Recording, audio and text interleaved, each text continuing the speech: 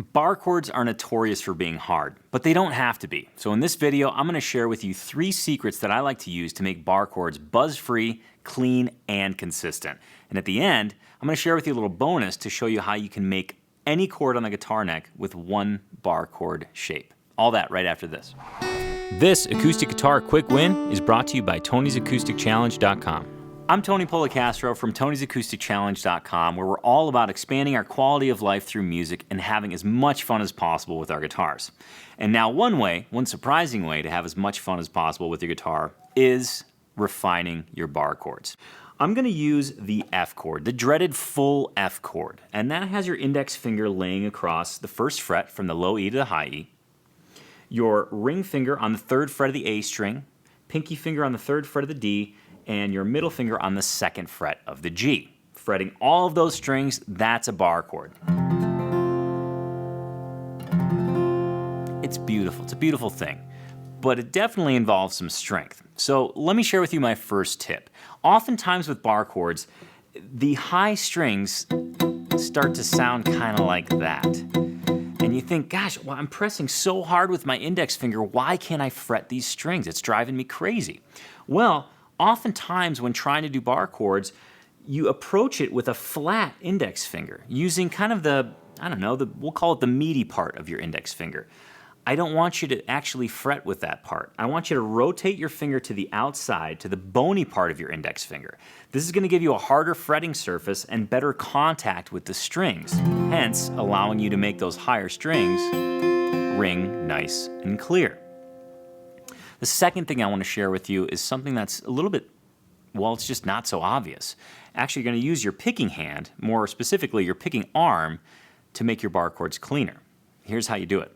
So bar chords, again, involve a lot of strength. And really, truly, our left hand only has so much strength to give. And if you do bar chords for a long time, it gets fatigued rather quickly. But it's not all up to your fretting hand.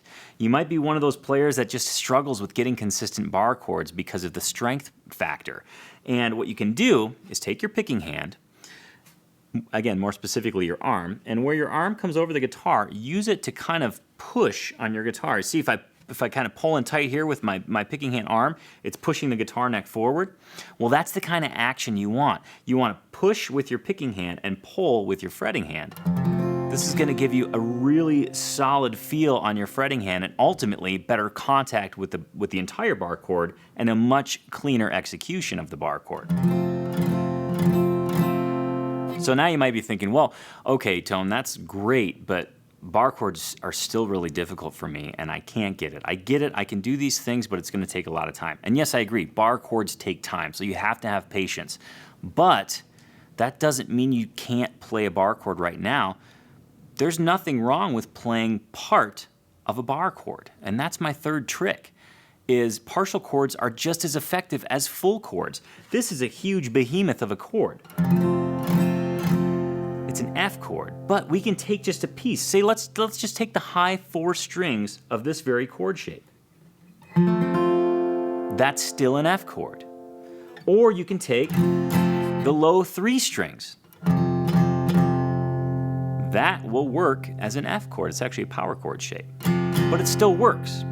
Or you can take the middle strings, and that's totally fine as well. That would be, let's see, if you're going from this chord shape, just bring your index finger down to that B string and play the middle strings of the guitar. That's still an F chord as well. So there's way more than one way to skin a cat with a bar chord. And just because the bar chord involves 6 strings, that doesn't necessarily mean you have to use all 6 strings. If it's too hard for you right now, just trim that full chord shape down to something that's a little bit more manageable that you can use right away. It's not a cheat, it's totally acceptable, and I fully endorse it.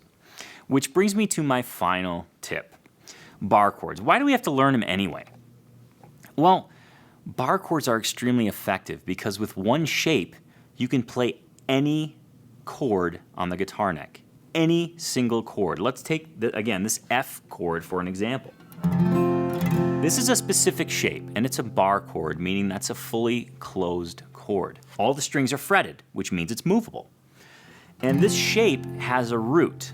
And to define that a little bit more specifically, that root is the note we turn to name the chord. This is an F chord. That means the root of this chord is an F, and we need to understand the root location, which happens to be on the low E string. So I'm fretting an F note on that low E string, and if I play that shape, it's an F chord. So if I move this chord shape, let's say I move it up 2 frets to the 3rd fret, it's no longer an F chord. It's now a G chord. Why? Because I look to the root, and the note I'm playing is a G note. Same shape, different chord. I could do that all the way up the neck. If I move it up 2 more frets, that becomes an A chord. Because I consult the root, it's an A note. Same shape, it's an A chord. So effectively, by learning one bar chord shape, you can play any chord on the guitar neck. And honestly, I think that's pretty darn cool. As tough as bar chords can be, hopefully I've made them much more simple for you.